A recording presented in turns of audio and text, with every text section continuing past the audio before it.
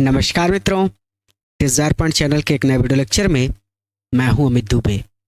और आज के इस वीडियो लेक्चर में आप मेरे साथ पढ़ रहे हैं क्लास 10th इंग्लिश का सेकंड चैप्टर, जिसका नाम है Nelson Mandela long walk to freedom.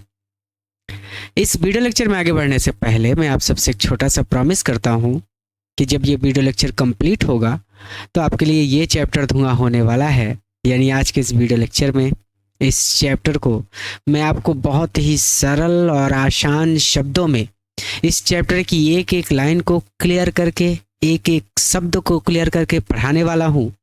और आज के बाद ये चैप्टर आपके लिए बहुत बहुत बहुत ज़्यादा आसान हो जाएगा।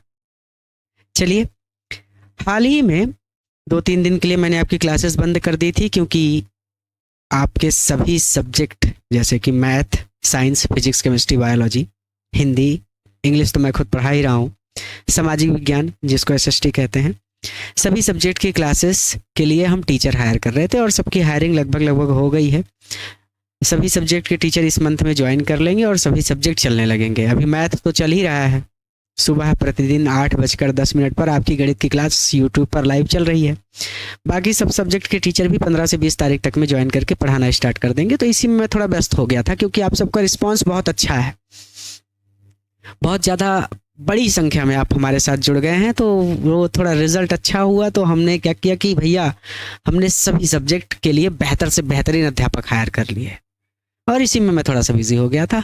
तो आपकी क्लासेस 2-3 दिन के लिए मैंने रोक दी थी क्योंकि मैं व्यस्त था, लेकिन अब क्लास फिर चल गई है, फिर पढ़ेंगे। अच्छा, पिछली जो क्लास हुई थी उसमें आपने इस अध्याय के कुछ भाग को पढ़ लिया था। शायद ये हमारी चौथी क्लास है, तीसरी या चौथी, मुझे एग्जैक्ट याद नहीं है। लेकिन मैंने आपको इस चैप्टर को पिछली क्लास में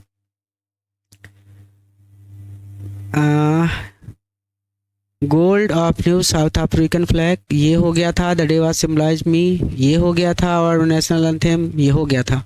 the day of the inauguration I was over with the sense of history in the first decade of century ये भी एंग्लो बोर वार हो गया था। That day had come about through the imaginable sacrifice of thousands of my people whose sacrifice and courage can never be counted or repaid। हाँ, मैंने आपको शायद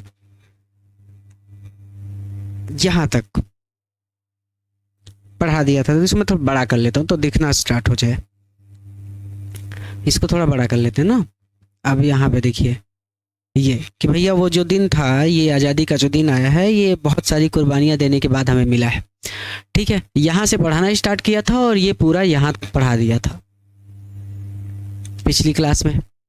अब आपने पिछली क्लास में यहाँ तक पढ़ लिया है, आज हमें इस क्लास में इसके आगे पढ़ना है। अच्छा, हो सकता है कुछ बच्चे ऐसे हों जो आज पहली बार इस क्लास में आए हों, तो बेटा कोई दिक्कत की बात नहीं है। आप लोग क्या करिए, आप लोग प्ले स्टोर पर चले जाइए और प्ले स्टोर पर आप सभी, मैं बोल दे रहा हूँ, लिख लीजिए इसको। आप सभी प्ले स्टोर पर जाइए, वहाँ पर सर्च करिए DESIREPOINT डिज़ायर पॉइंट। कोचिंग का लोगो यही है जो पीछे टी शर्ट पर छपा है। ठीक, ये लोगो के साथ डिज़ायर पॉइंट आ जाएगा हमारा ऐप को अपने फ़ोन में इंस्टॉल कर लीजिएगा। ऐप पर रजिस्टर कर लीजिएगा, अपना नाम, मोबाइल नंबर, ईमेल आईडी और यूज़र नेम में अपना मोबाइल नंबर ही डाल दीजिएगा और रजिस्टर कर लीजिएगा। तो रजिस्टर कर लेंगे तो वहाँ पे आपको पिछली सभी क्लासेस मिल जाएंगी, फिजिक्स की, मैथ की, साइंस की, इंग्लिश की, सामाजिक विज्ञान की सभी क्लासेस वहाँ पर ऐप पर आपको मिल जाएंगी। सबके नोट्स भी मिल जाएंगे, क्वेश्चन आंसर के नोट्स, मैथ के नोट्स, सब कुछ मिल जाएगा। ठीक है, और कोई दिक्कत होती है अगर आपको, तो ये हमारी कोचिंग का नंबर है 9129286365। इस नंबर पर आप कॉल कर लीजिएगा। ठीक है, अब मानता हूँ कि आपने पिछली क्लासेस देखी हैं और मैं आगे चलता हूँ। ठीक है, अगर कोई दिक्कत होती है तो आप ऐप पर चले जाइए, ऐप पर सब कुछ मिलेगा आपको। ठीक, यूट्यूब पर हमारी डेमो क्लासेस चलती हैं, कंप्लीट कोर्स यूट्यूब पर नहीं हो पाता, लेकिन ऐप पर पूरा कोर्स मिलता है। अब क्या कहते हैं कि द पॉलिसी, ये जो पॉलिसी थी ऑफ अपार्थीड, अपार्थीड का मतलब है रंग भेद से, तो रंग भेद की पॉलिसी, रंग भेद की नीति ने क्रिएटेड अ डीप, एक गहरा एंड लास्टिंग और कभी ना भरने वाला वाउंड, घाव क्रिएट कर दिया है, दे दिया है इन माई कंट्री, मेरे देश को, एंड माई पीपल, और मेरे लोगों को। ये बात कह रहे हैं कि इस रंग भेद की नीति ने मेरे देश और मेरे लोगों को एक गहरा और कभी ना भरने वाला वाउंड, घाव क्रिएटेड दे दिया है। पहली लाइन में इन्होंने कहा, ठीक, एक एक लाइन, एक एक शब्द, एक एक अक्षर समझेंगे कि रंग भेद की इस नीति ने मेरे देश और मेरे लोगों को एक गहरा और कभी ना भरने वाला घाव दे दिया था। पहली लाइन क्लियर हो गई। बार बार रिवीजन नहीं करेंगे, एक लाइन पकड़ेंगे, उसको पढ़ लेंगे, फिर आगे बढ़ जाएंगे, ठीक है। ऑल ऑफ अस, हम सभी, विल स्पेंड, स्पेंड मतलब होता है खर्च करना, यानी बिताएंगे, मैनी ईयर्स, कई साल, ईयर मतलब साल, मैनी मतलब कई साल, हम सभी को कई साल बिताना पड़ेगा। इफ, यदि, नॉट जनरेशंस, यदि, जनरेशन मतलब होता है पीढ़ी, पीढ़ी मतलब आपके दादाजी, फिर आपके पिताजी, फिर आप, फिर आपके बच्चे, ये पीढ़ी होती है कि एक पीढ़ी से दूसरी पीढ़ी, दूसरी पीढ़ी से तीसरी पीढ़ी। अगर हमको पीढ़ियां नहीं बितानी पड़ती, इफ नॉट, नॉट मतलब नहीं, जनरेशन मतलब पीढ़ी, अगर हमें इस घाव को भरने में पीढ़ियां नहीं बितानी पड़ती, फिर भी हमें कई साल बिताने पड़ेंगे रिकवरिंग, भरने में, from that profound hurt. Profound hurt मतलब इसी घाव की बात हो रही है, ये जो घाव दे दिया है रंग भेद की नीति ने, तो प्रोफाउंड हर्ट मतलब घाव ही कहिएगा, ठीक है। तो इस घाव को भरने में, रिकवर मतलब होता है भरना, रिकवर मतलब होता है ठीक होना, तो प्रोफाउंड हर्ट, इस घाव को रिकवर करने में, इस घाव को भरने में अगर हम सभी को पीढ़ियां नहीं बितानी पड़ी, फिर भी हम सभी को कई साल बिताने पड़ेंगे। मतलब हो सकता है कि पीढ़ियां ना लगे, भाई हम इतने पिछड़ चुके हैं और इतना हमारा शोषण हो चुका है कि हो सकता है हमारे, हम ही अपने आप को, देखिए ऐसा होता है ना कि समाज में ही कुछ लोग होते हैं जो बहुत गरीब होते हैं, फिर उनके घर में कोई अच्छा कमाने लग जाता है, फिर उनके घर बन जाता है, उनके घर में गाड़ियां आ जाती हैं, तो वो बड़ी बड़ी बात करने लगते हैं। तो पीढ़ियां नहीं बिताई उन्होंने, उनके घर में कोई एक व्यक्ति अच्छे से कमाने लगा। जैसे मैं एक किसान परिवार का बच्चा हूँ, आप एक किसान परिवार के बच्चे हैं, तो हम लोग मध्यम वर्गीय परिवार के बच्चे हैं। अब कल को आपकी सरकारी नौकरी लग जाए या फिर आपका बहुत बड़ा बिजनेस हो जाए कोई, तो आपके माता पिता तो एकदम राजा जैसा जीवन जिएंगे, तो पीढ़ियां तो नहीं बितानी पड़ी, आपने ही इसमें परिवर्तन कर दिया। तो हाँ, हम ही परिवर्तन कर लेंगे, लेकिन हमें कई साल लग जाएंगे, ये कह रहे हैं वो चीज, ठीक है, कि all of us will spend many years, हम सभी को कई साल बिताने पड़ जाएंगे। ऐसे भी कह सकते हैं कि इफ नॉट जनरेशंस, हम सभी को यदि कई पीढ़ियां नहीं तो कई साल बिताने पड़ जाएंगे या फिर कई साल लग जाएंगे recovering from that profound hurt, इस घाव को भरने के लिए। तो हम सभी को कई पीढ़ियां नहीं लगती अगर, तो भी हमें कम से कम कई साल लग जाएंगे इस घाव को भरने के लिए। ठीक, आपके शब्दों में आप चाहे जैसे कह सकते हैं, हम तो ऐसे सीधा कह देता हूं, मैं तो ऐसे पढ़ लेता हूं सीधा सीधा कि हम सभी को यदि कई पीढ़ियां नहीं लगती फिर भी कई साल लग जाएंगे इस घाव को भरने के लिए। मैं तो ऐसे ही पढ़ लेता हूं क्योंकि मैं टीचर हूं, मेरा तो आ जाता है कि सीधा सीधा, लेकिन आपको कैसे याद होता है ये आप डिसाइड करेंगे। आप चाहें तो सीधा सीधा इसको ऐसे भी कह सकते हैं कि हम सभी को इस घाव को भरने के लिए अगर कई पीढ़ियां नहीं लगती फिर भी हमें कई साल तो लग ही जाएंगे।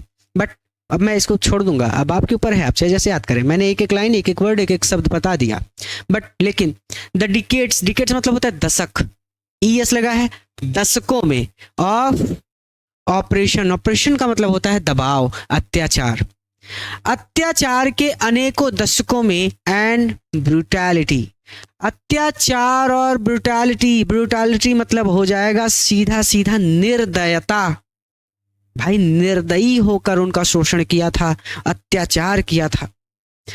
लेकिन कई दशकों के इस अत्याचार और निर्दयता का हैड अनदर, एक दूसरा अनइंटेंडेड इफेक्ट, प्रभाव, अनइंटेंडेड अप्रत्यक्ष, अप्रत्यक्ष प्रभाव ये है कि, दैट मतलब लगा है ना, ये है कि वाज दैट इट, इसने प्रोड्यूस किया, इसने जन्म दिया। किसको जन्म दिया? बड़े बड़े लोगों को। जैसे हमारे यहाँ अंग्रेजों ने हमारा शोषण किया तो भैया महात्मा गांधी पैदा हुए। पैदा तो पहले ही हुए थे वो, लेकिन कहने का मतलब ये था कि जब किसी का शोषण होता है ना समाज का, तो समाज से कुछ अच्छे लोग निकल कर सामने आते हैं।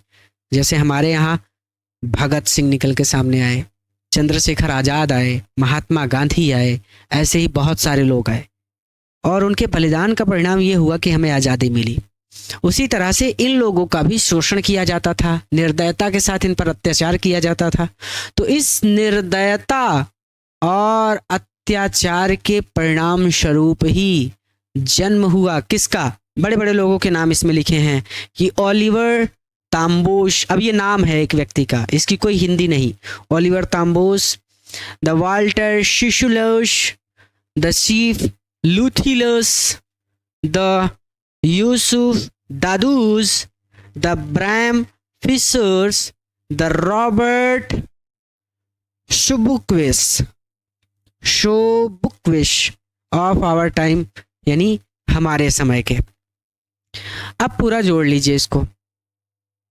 लेकिन दशकों के अत्याचार और निर्दयता के परिणाम स्वरूप, या फिर उसको ऐसे भी कह सकते हैं कि लेकिन दशकों के अत्याचार और निर्दयता का एक अप्रत्यक्ष प्रभाव ये हुआ कि इसने आवर टाइम, हमारे समय के महानतम लोगों को जन्म दिया, या फिर महान लोगों को जन्म दिया। फिर जैसे किसके किसके नाम हैं? जैसे ओलिवर ताम्बोस, फोन मत किया करिए, मैं कॉल कर पढ़ा रहा हूं। Oliver Tambos, the Walter Sisulus, the Chief Luthulis, the Yusuf Dadoos, the Bram Fischer, the Robert Sobukwes. Our time मतलब हमारे समय के, ठीक है। अब ये था। अब भाई आधे से ज्यादा तो नाम है इसमें, मैं क्या इसका हिंदी करूंगा? नाम का तो नाम ही पढ़ना पड़ेगा ना, कुछ अलग से तो पढ़ नहीं सकते। कह रहे हैं कि मेन वे लोग ऑफ सच, ऐसे एक्स्ट्रा ऑर्डिनरी, ऑर्डिनरी मतलब साधारण, एक्स्ट्रा ऑर्डिनरी मतलब असाधारण, ऐसे असाधारण। अब आगे क्या लिखा है वो तो अगले पेज पे पता चलेगा। देखिए ये जो जिन लोगों के नाम लिखे हैं ना, इनकी फोटोज भी यहाँ पर ये दे दी गई हैं। आपकी पुस्तक में भी होगी, कोई ऐसी बड़ी बात नहीं है कि नहीं होगी। ये देखिए, ये ओलिवर ताम्बो हैं, वाल्टर शिशुलू हैं, चीफ लुथिली हैं, रॉबर्ट शबुक्वे हैं, ब्रैन फिशर हैं, यूसुफ दादो हैं। ये सारे लोगों के फोटोज तो आपके फोन में भी होंगे, वो सॉरी आपकी बुक में भी होंगे, ठीक। अब कहते हैं कि मेन ऑफ सच एक्स्ट्राऑर्डिनरी, ऐसे असाधारण। डिजायर पॉइंट ऐप को अपने फोन में जरूर इंस्टॉल कर लीजिएगा और कोई दिक्कत होगी तो कॉल करिएगा कोचिंग पर, ठीक है। हाँ, ऐसे असाधारण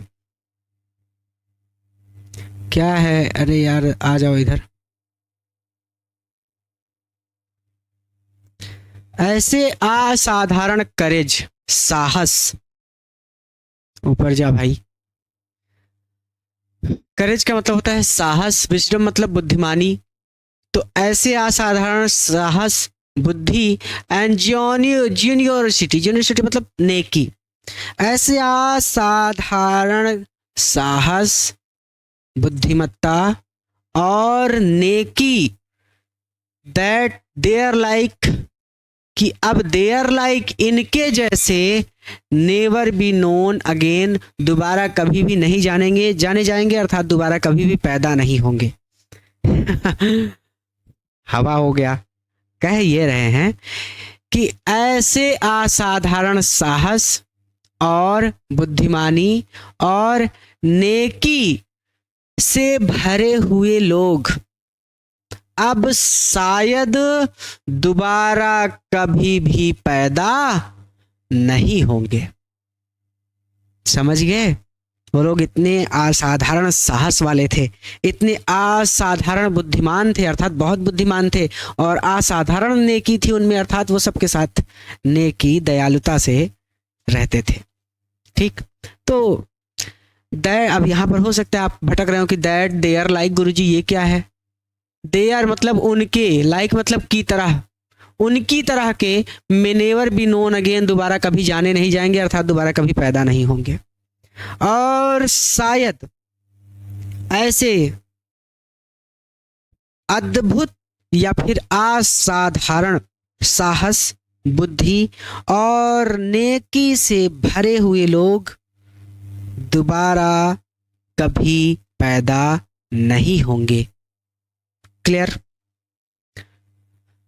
ऐसे भी कह सकते हैं कि और शायद ऐसे अद्भुत साहस, बुद्धि और नेकी से परिपूर्ण लोग दोबारा कभी नहीं जाने जाएंगे। ये किताब की भाषा में है, ठीक है। जाने जाएंगे, जाने जाएंगे तब जाने जाएंगे ना जब पैदा होंगे, तो पैदा ही नहीं होंगे। तो आप अपने हिसाब से जान लीजिए जैसा आपको याद हो जाए। पर शायद इट रिक्वायर्स, रिक्वायर मतलब होता है आवश्यकता होना, शायद आवश्यकता पड़ती है सच डेप्थ, इतने गहरे ऑपरेशन की, अत्याचार की, शायद इतने गहरे अत्याचार की आवश्यकता पड़ती है टू क्रिएट, क्रिएट करने के लिए, निर्माण करने के लिए, सच हाइट्स, इतनी अधिक ऊंचाइयों वाले ऑफ कैरेक्टर्स, चरित्र की, शायद इतनी अधिक ऊंचाई वाले चरित्र का निर्माण करने के लिए इतने अधिक गहरे अत्याचार की जरूरत पड़ती है। डेप्थ ऑफ ऑपरेशन, गहरा अत्याचार। रिक्वायर्स मतलब आवश्यकता पड़ना, क्रिएट मतलब निर्माण करने के लिए, सच हाइट्स ऑफ, क्रिएटर हाइट मतलब ऊंचाई वाला, कैरेक्टर मतलब चरित्र। तो शायद इतने अधिक ऊंचाई वाले चरित्र का निर्माण करने के लिए इतने गहरे अत्याचार की ही आवश्यकता पड़ती है। ठीक। माई कंट्री, मेरा देश, इज रिच, रिच है, परिपूर्ण है, भरा हुआ है या फिर समृद्ध है। ठीक, जो आप कहना चाहें कह सकते हैं।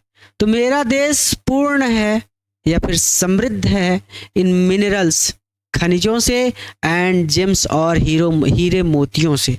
मेरा देश खनिजों और हीरे मोतियों से पूर्ण है, भरा हुआ है या फिर समृद्ध है। दैट जो लाइफ बीनीथ, दबे पड़े हैं, इट्स सॉइल, इसकी मिट्टी के नीचे, बीनीथ मतलब नीचे, जो इसकी मिट्टी के नीचे दबे पड़े हैं। भाई हमारे देश में भी तो तरह तरह के खनिज पाए जाते हैं। तो वही बात वो कह रहे हैं कि मेरा देश खनिजों और हीरे मोतियों से पूर्ण है या फिर समृद्ध है, जो इसकी मिट्टी के या फिर इसकी भूमि के नीचे दबे पड़े हैं। बट लेकिन आई हैव ऑलवेज, मैंने हमेशा से ही, नोन माना है, लेकिन मैंने हमेशा से यही माना है दैट कि इट्स ग्रेटेस्ट वेल्थ, इसकी ग्रेटेस्ट सबसे बड़ी वेल्थ, वेल्थ मतलब होता है समृद्ध होना। ठीक है, जब आपके पास बहुत अधिक धन हो, दौलत हो, पैसा हो, वो होती है वेल्थ। लेकिन मैंने हमेशा से यही माना है कि इसकी सबसे बड़ी वेल्थ, इसकी सबसे बड़ी दौलत है इट्स पीपल, इसके लोग। लेकिन मैंने हमेशा से यही माना है कि इसकी सबसे बड़ी दौलत इसके लोग हैं, जो फाइनर हैं एंड ट्रूअर, और ट्रू मतलब होता है सच्चा होना, फाइन का मतलब होता है सुंदर होना, जो सुंदर और ट्रूअर है और सच्चे हैं, देन द प्योरेस्ट, शुद्धतम डायमंड्स, हीरों से भी, जो शुद्धतम हीरों से भी अधिक सच्चे और फाइनर हैं, सच्चे और सुंदर हैं। क्लियर हो गया? यहां तक कोई दिक्कत हो तो कमेंट कर सकते हैं। अच्छा मैं भूल गया था, ठीक है, कोई भी दिक्कत होती है तो आप ना कोचिंग के नंबर पर कॉल कर लीजिएगा बेटा, ठीक है। फिलहाल आप डिज़ायर पॉइंट ऐप को अपने फ़ोन में इंस्टॉल कर लेंगे तो आपको कोई दिक्कत नहीं होगी, क्योंकि वहाँ पे आपको कंप्लीट कोर्स मिल जाता है, क्वेश्चन आंसर भी मिल जाएगा, मैथ के भी नोट्स मिल जाएंगे, फिजिक्स, केमिस्ट्री, बायो, सामाजिक विज्ञान सबके नोट्स मिल जाएंगे, तो कोई दिक्कत नहीं होगी। फिर भी अगर कोई दिक्कत है तो कॉल कर सकते हैं आप कोचिंग के नंबर पे, ठीक है। और डिज़ायर पॉइंट ऐप को अपने फ़ोन में ज़रूर इंस्टॉल कर लीजिए। अब यहाँ तक हो गया तो हम इसके थोड़ा सा आगे चल लेते हैं, क्योंकि हमें ज़रूरत है अपने इस चैप्टर को कंप्लीट करने की। मैं इसको थोड़ा सा ऊपर कर देता हूं। अब यहां पर क्या कहते हैं ये समझना है, ठीक। इसके आगे देख लेते हैं, लेकिन सबसे जरूरी बात यह है कि अब इसके आगे आप थोड़ा सा शब्दों को जोड़ने की कोशिश कीजिएगा, क्योंकि कुछ चीजें ऐसी हैं जो बहुत बहुत ही ज़्यादा गहरे और कठिन शब्दों के साथ लिखी गई हैं और बहुत संक्षिप्त रूप में लिखी गई हैं। तो उन सेंटेंसेस को पूरा करने के लिए हमें कुछ लाइनें और कुछ शब्द अपनी तरफ से जोड़ने होंगे ताकि हम उन्हें समझ सकें, ठीक है। तो बहुत ध्यान से सुनिएगा। अब एक एक लाइन को और ध्यान से देखिए। अब तक आपने भले थोड़ा बहुत इधर उधर किया हो, लेकिन अब और ध्यान से, हाँ, नहीं तो चैप्टर समझ में नहीं आएगा। कितना भी कोशिश करिए, स्कूल में कितनी भी कोशिश कर ली जाए इसको समझाने की, जब तक इसको धीरे धीरे एक एक लाइन समझ कर नहीं पढ़ेंगे नहीं समझ में आएगा, क्योंकि आपके लेवल पे है ही नहीं ये चैप्टर। ये चैप्टर आपको 12th में मिलना चाहिए था, पता नहीं कहाँ से आपको 10th में दे दिया गया है। लेकिन मैं मानता हूँ कि चुनौतियाँ अधिकतम ऊंचाइयों वाले चरित्र का निर्माण करती हैं। It is from these comrades. Comrades मतलब होता है साथी, ठीक। It is from these comrades, from मतलब से, दीज मतलब इन्हीं, कॉमरेड्स मतलब साथियों से, इन्हीं साथियों से। इन द स्ट्रगल, स्ट्रगल मतलब संघर्ष, संघर्ष के दिनों में इन्हीं साथियों से, दैट आई मैंने, लर्न का मतलब होता है सीखना, लर्नड सीखा था, द मीनिंग, मीनिंग मतलब कहते हैं ना कि इसकी मीनिंग क्या होगी, तो वही मीनिंग मतलब ऑफ करेज, करेज मतलब साहस। तो संघर्ष के दिनों में इन्हीं साथियों से मैंने करेज का मतलब सीखा था, या फिर करेज यानी साहस का मीनिंग मतलब अर्थ सीखा था। पहली लाइन क्लियर हो गई, कोई बड़ी बात नहीं। It is from these comrades, इन्हीं साथियों से, इन द स्ट्रगल, संघर्ष के दिनों में, संघर्ष के दिनों में इन्हीं साथियों से मैंने साहस का अर्थ सीखा था। मैंने पहली लाइन क्लियर कर दी, अब इसको छूंगा भी नहीं मैं। आगे, टाइम एंड अगेन का मतलब होता है समय समय पर। टाइम एंड अगेन मतलब समय समय पर। इस पूरी लाइन का, इन दोनों का मतलब होता है समय समय पर। आई मैंने, हैव शीन देखा है, मेन पुरुषों को, एंड वुमेन और महिलाओं को, रिस्क खतरा मोल लेना, रिस्क मतलब खतरा मोल लेना, रिस्क उठाना, खतरा उठाना। तो खतरा मोल लेते हुए, एंड और गिव बलिदान करते हुए, देयर लाइफ्स अपने जीवन का, और जीवन का बलिदान करते हुए, और एन आइडिया एक आइडिया के लिए, एक विचार के लिए, या फिर एक सिद्धांत के लिए। समय समय पर मैंने पुरुषों और महिलाओं को एक सिद्धांत या एक विचार के लिए खतरा मोल लेते हुए और अपने जीवन की कुर्बानी देते हुए देखा है। यही चीज कही गई यहाँ पर कि समय समय पर मैंने पुरुषों और महिलाओं को एक सिद्धांत के लिए खतरा मोल लेते हुए और अपने जीवन का बलिदान देते हुए देखा है। एकदम एक एक वर्ड पकड़ रहा हूं ताकि कहीं भी ऐसा ना हो कि आप अटक जाएं। सेंटेंस बहुत हाई लेवल के हैं और आप अभी बहुत छोटे हैं, ठीक है। आइए, एक दिन होगा कि ये सारी चीजें आपके लिए बहुत आसान होंगी। कैमरा बंद हो गया था, कैमरा की सेटिंग करने चला गया मैं उधर, यहां तक क्लियर हो गया, ठीक। एन आइडिया ये हो गया था। अब आगे क्या कहते हैं वो समझिए। आई हैव शीन मैंने देखा है, मेन पुरुषों को, स्टैंड अप मतलब होता है सामना करना, खड़े होना भी कह सकते हैं, सामना करते हुए, टू अटैक्स हमलों का, एंड टॉर्चर मतलब होता है यातना देना और यातनाओं का। मैंने पुरुषों को हमले और यातनाओं का सामना करते हुए देखा है। यहां तक हो गया। किताब की भाषा में बिल्कुल पढ़ने मत जाना, किताब किसी भी प्रकाशन की हो, इतना भयंकर लेवल पे दिया होगा कि समझ नहीं पाओगे। किताब उताब अगर हिंदी वाली बहुत सारी किताबें मार्केट में आ गई हैं, उनके चक्कर में मत पड़ना, नहीं समझ पाओगे, ठीक है। एक एक लाइन पकड़ो, नहीं तो इतना कठिन वर्ड मिलेंगे ना कि हवा टाइट हो जाएगी सबकी। विदाउट ब्रेकिंग, ब्रेक मतलब होता है टूटना, तो झुकना भी कह सकते हैं, बिना झुके। शोइंग प्रदर्शन करते हुए, स्ट्रेंथ शक्ति का, एंड रेसिलियंस और दृढ़ता का, शक्ति और दृढ़ता का या फिर ताकत और दृढ़ता का प्रदर्शन करते हुए। दैट डिफाइज द इमेजिनेशन, जो इमेजिनेशन से भी डिफाइज है, जो कल्पना से परे है या फिर जिसकी कल्पना भी नहीं की जा सकती।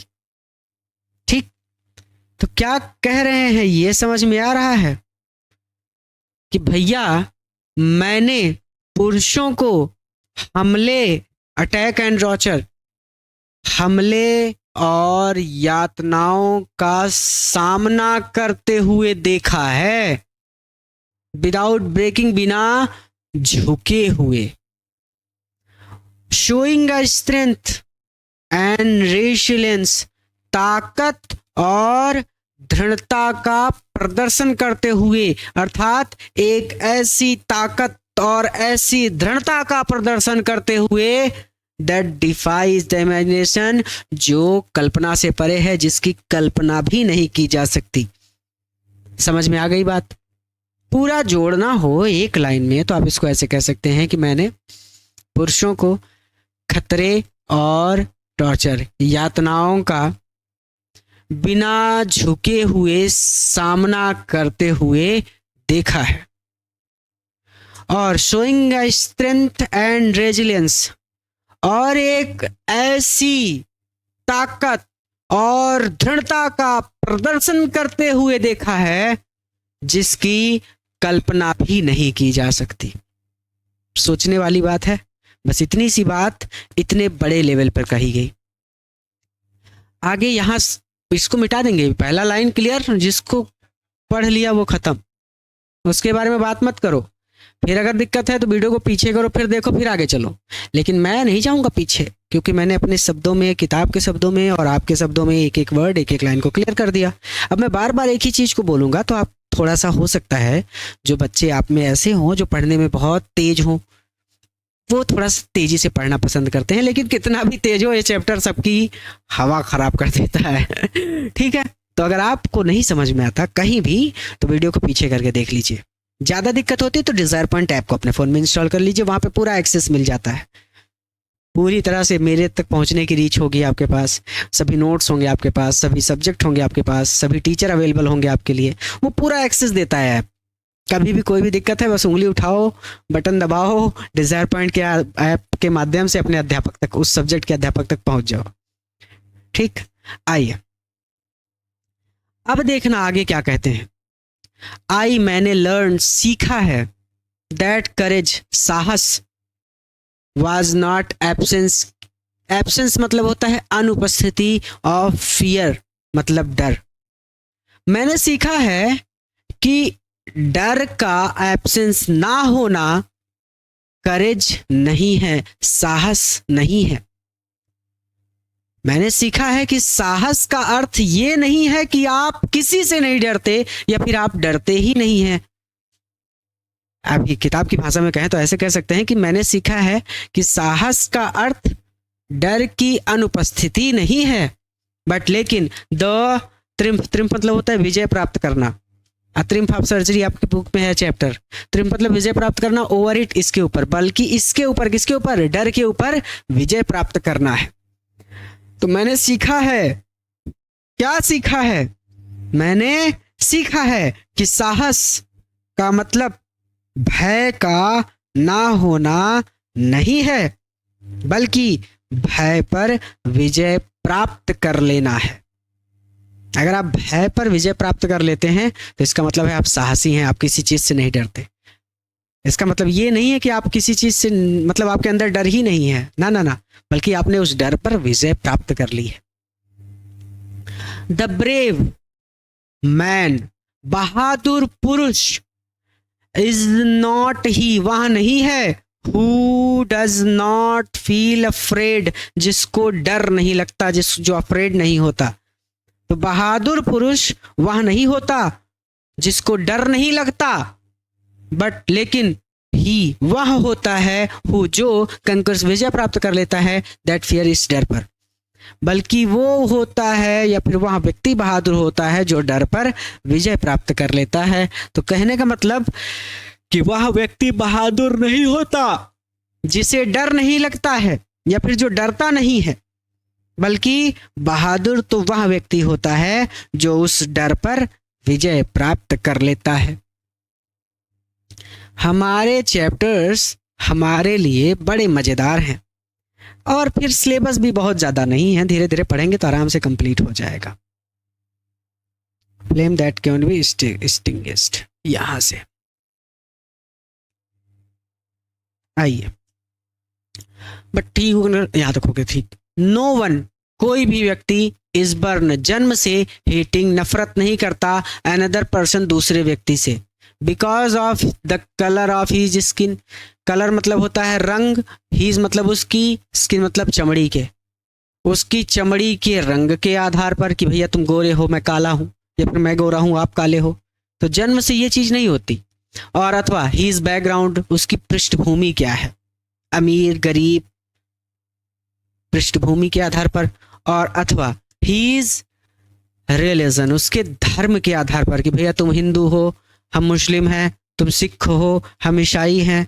तो कोई भी व्यक्ति जन्म से किसी दूसरे व्यक्ति से कलर ऑफ स्किन, उसकी चमड़ी के रंग के आधार पर, और हीज बैकग्राउंड, अथवा उसकी पृष्ठभूमि के आधार पर, और अथवा हीज रिलीजन, उसके धर्म के आधार पर घृणा नहीं करता।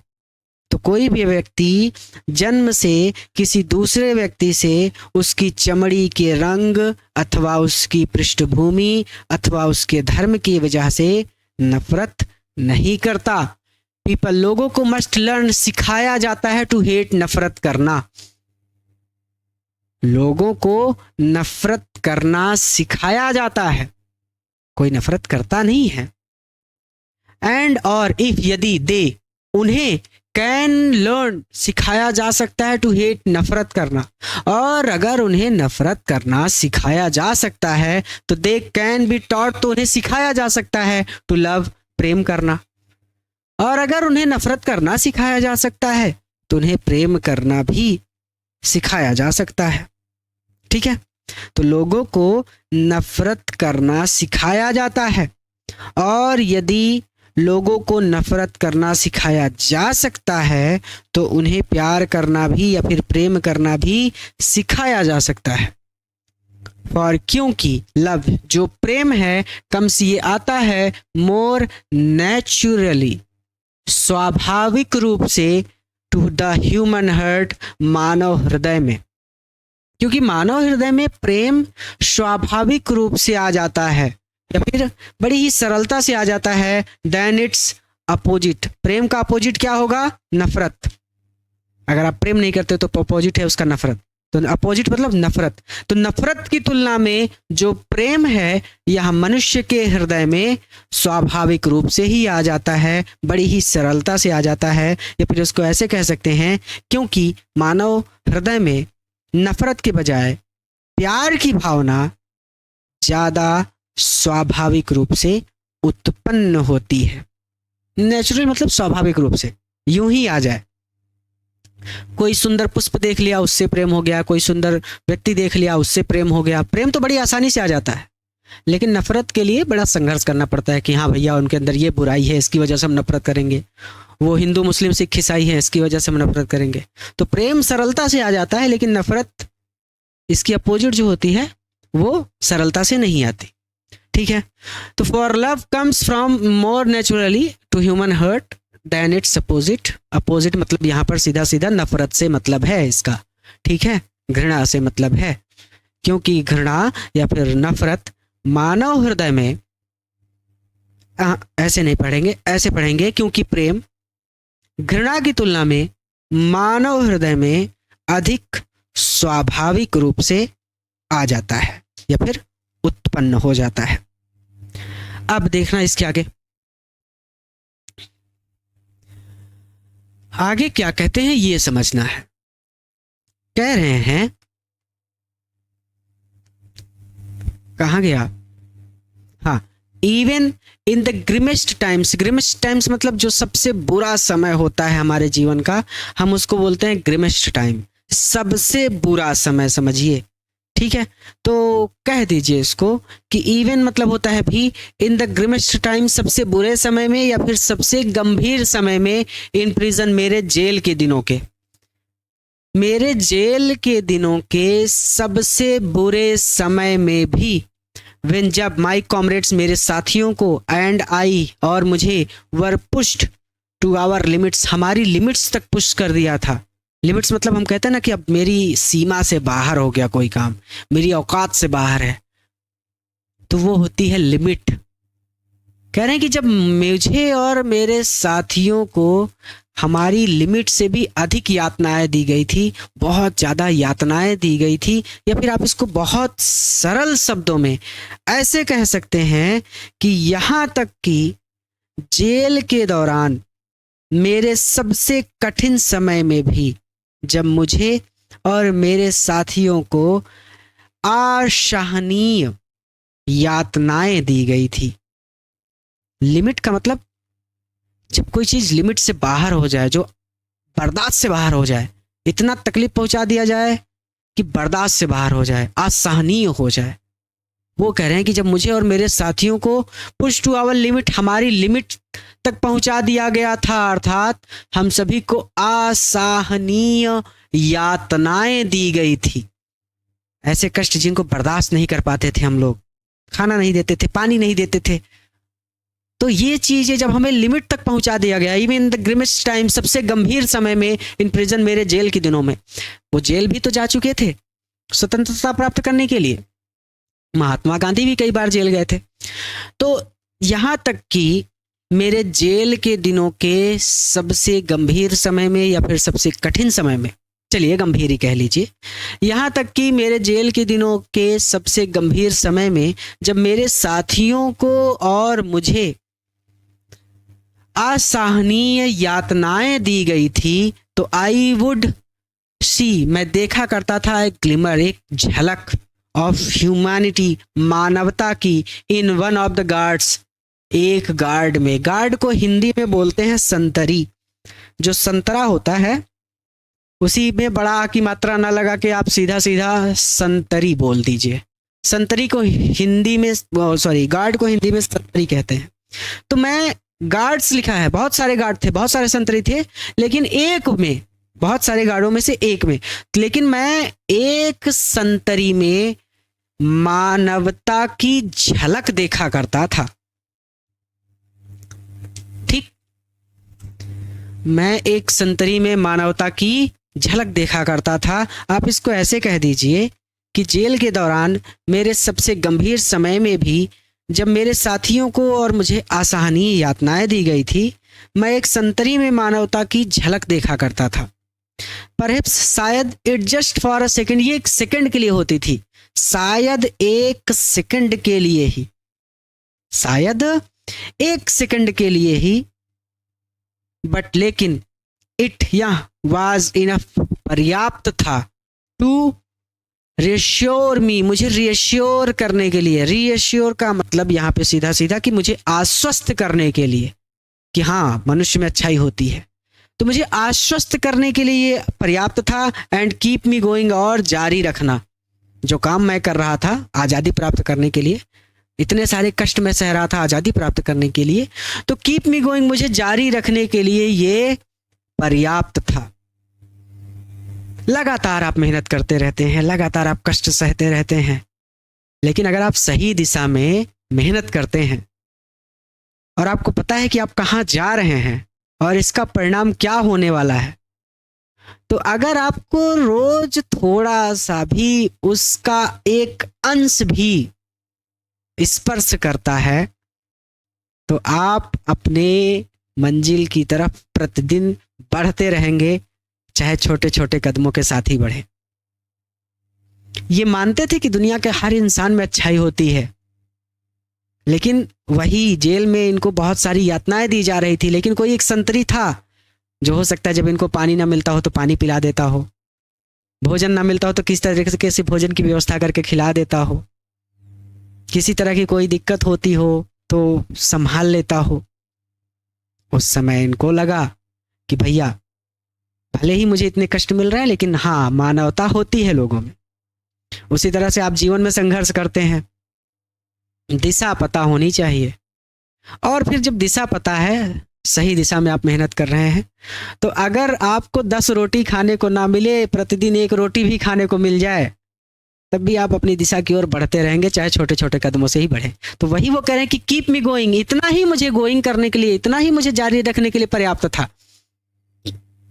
जैसे आप किसी चीज को पाने के लिए मेहनत कर रहे हैं, मान लीजिए आपको 10 रुपए चाहिए। अब आपको 10 रुपए इकट्ठा नहीं मिलेगा, लेकिन आप जानते हैं कि अगर आप मेहनत करते रहेंगे तो 10 रुपये आपको मिलेगा। तो अगर आपको प्रतिदिन 50 पैसे भी मिलते हैं, प्रतिदिन आपको 1 रुपया भी मिलता है, तो आप जारी रखेंगे उस 10 रुपए तक पहुंचने के सफर को। ये बात यहां पर उन्होंने कही। ठीक, तो कीप मी गोइंग का मतलब यही है। इस कीप मी गोइंग सेंटेंस से भटकना नहीं है। जारी रखने का मतलब ये था कि मैं अभी सफल नहीं हुआ था, अभी तो मैं जेल में था, लेकिन फिर भी मुझे जारी रखने के लिए ये झलक ही काफी थी। वो जो संतरी में मानवता की मुझे एक झलक दिखती थी, वो काफी थी। बात समझ में आ गई? मैन्स गुडनेस, मैन मतलब व्यक्ति या फिर इंसान, अपोस्ट्रोफी इस लगा है काकी के। तो मैन्स की जो गुडनेस है, जो व्यक्ति की गुडनेस है, मनुष्य की जो अच्छाई है, इज अ फ्लेम, ये एक ऐसी ज्वाला है दैट कैन बी हिडन, जिसे छुपाया तो जा सकता है। हो सकता है कभी कभी आप ही जीवन में देखिए, कभी कभी मम्मी आपके ऊपर बहुत गुस्सा हो जाती है और आपको लगता है कि मम्मी हमसे बिल्कुल प्यार नहीं करती। तो वो ज्वाला है जिसे कुछ समय के लिए वो छुपा लेती हैं, लेकिन बट नेवर एक्सटिंग्विश्ड, इसको कभी एक्सटिंग्विश नहीं किया जा सकता, इसको कभी बुझाया नहीं जा सकता। जैसे ही मम्मी भले नाराज हो आपसे, लेकिन आपको थोड़ी सी भी चोट लगी, फट से मम्मी आपके साथ खड़ी हो जाएगी, फट से पिताजी आपके साथ खड़े हो जाएंगे, फट से आपके भैया आपके साथ खड़े हो जाएंगे। आपको लगेगा कि ना, ये लोग प्यार नहीं करते मुझसे, लेकिन ऐसा नहीं होता। तो मनुष्य की जो अच्छाई है, ये एक ऐसी लौ है या फिर एक ऐसी ज्वाला है जिसको छुपाया तो जा सकता है, लेकिन कभी बुझाया नहीं जा सकता। पूरा सेंटेंस हमने क्लियर किया, पूरे वाक्यों को हमने अपने शब्दों में और किताब के शब्दों में देखा, समझा और यहां तक पहुंचे। अब मुझे नहीं लगता कि यहां तक आपको कोई दिक्कत होगी, लेकिन सबसे जरूरी बात यह है कि इस चैप्टर में अब थोड़ा और आगे बढ़ना मूर्खता होगी। मूर्खता इसलिए होगी क्योंकि ये चैप्टर आपके स्तर पर बड़ा कठिन है, और आप इसको धीरे धीरे पढ़ेंगे तो आपको ये चैप्टर याद रहेगा, और बोर्ड एग्जाम में इस चैप्टर से क्वेश्चंस जरूर आएंगे, तो इसके प्रश्नों का आप उत्तर दे सकेंगे। अब इसके आगे यहाँ पर ये जो इन लाइफ है, इसके आगे हम अगले वीडियो लेक्चर में पढ़ेंगे। लेकिन सबसे जरूरी बात, कंप्लीट कोर्स के लिए आप हमारा desire point app play store से डाउनलोड कर लीजिए। सभी सब्जेक्ट मिल जाएंगे, पूरे कोर्स का पूरा वीडियो लेक्चर मिल जाएगा, पूरे नोट्स मिल जाएंगे, क्वेश्चन आंसर के नोट्स भी, इस चैप्टर के क्वेश्चन आंसर के notes, physics chemistry maths bio Hindi English सब कुछ मिल जाएगा, सबके नोट्स मिल जाएंगे। डिजायर पॉइंट ऐप अपने फ़ोन में इंस्टॉल कर लीजिए। ऐप का लिंक इस वीडियो के डिस्क्रिप्शन में भी है, आप चाहें तो वहां से क्लिक कर सकते हैं, या फिर सीधा प्ले स्टोर पर चले जाइए, डिजायर पॉइंट लिख कर सर्च कर लीजिए। टी शर्ट पर भी डिजायर पॉइंट का लोगो छपा हुआ है। ऐप को आप अपने फ़ोन में इंस्टॉल करिए, ऐप पर रजिस्टर करिए, और अगर किसी भी तरह की कोई दिक्कत आती है तो ये हमारे कोचिंग का नंबर है, इस पर आप कॉल करिएगा। मैं और मेरी संस्था आपके लिए हमेशा खड़ी रहेंगी। और सबसे ज़रूरी बात, अब मैं, मेरी संस्था और मेरे सारे अध्यापक आपके लिए इतना कर रहे हैं, तो आप मेरा एक छोटा सा काम तो ज़रूर कर सकते हैं कि आप इस वीडियो को अपने सभी मित्रों के साथ शेयर करिए, ताकि वो भी इस वीडियो से लाभ ले सकें, क्योंकि हर एक बच्चे को इस चैप्टर में दिक्कत होती ही है। इस वीडियो को हर एक बच्चे के साथ शेयर करिए।